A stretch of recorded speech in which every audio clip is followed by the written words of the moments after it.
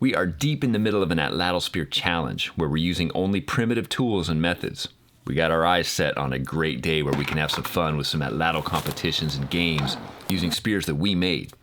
We've gathered the materials, made our darts and foreshafts. Now we begin the ominous task of using some stone tools to carve out an Atlatl thrower from one of the hardest woods that nature could throw at us. A serious lesson in primitive woodworking coming up.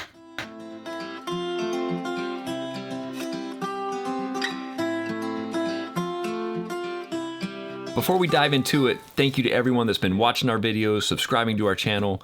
We're all about drawing strength from the wilderness through bushcraft, nature, adventure, and wilderness survival.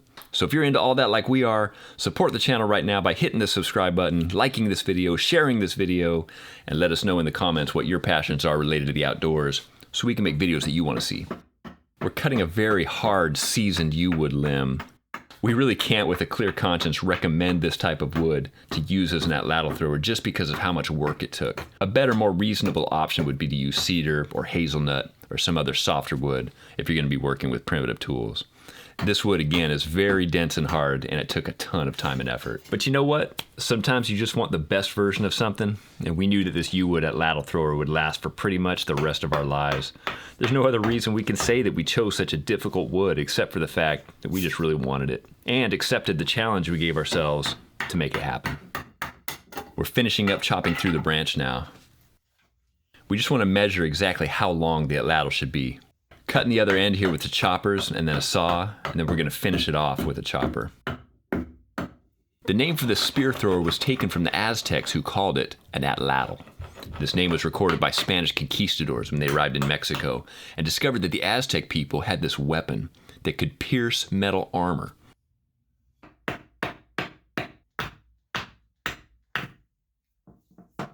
We're just starting to taper the Atlatl now with the chopper. We're chopping down a groove for the chisel, using a basalt adze right here.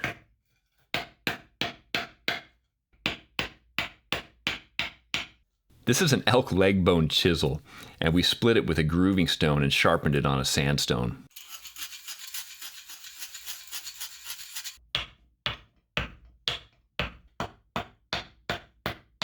We're using a Douglas fir knot maul and a raccoon bone chisel for grooving the Atlatl thrower. Now there's a sentence you'd only hear in my family.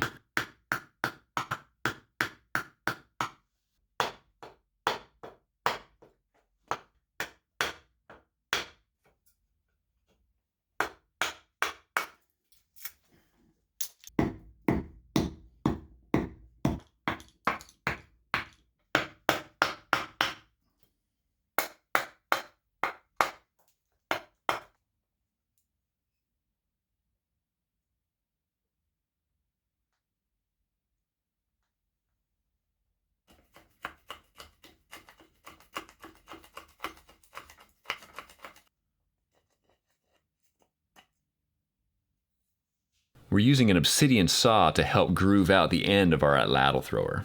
This will give the spear a nice smooth glide right into position when we load it each time.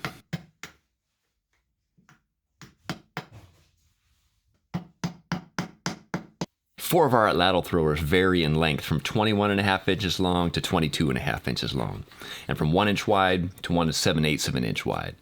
This Atlatl that's made of yew wood is 22 inches long and 1 inch wide.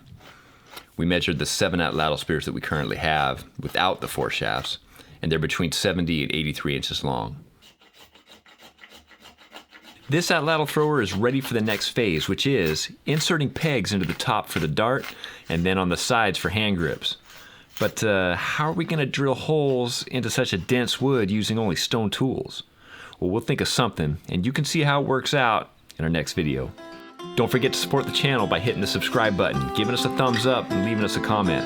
Thanks for watching.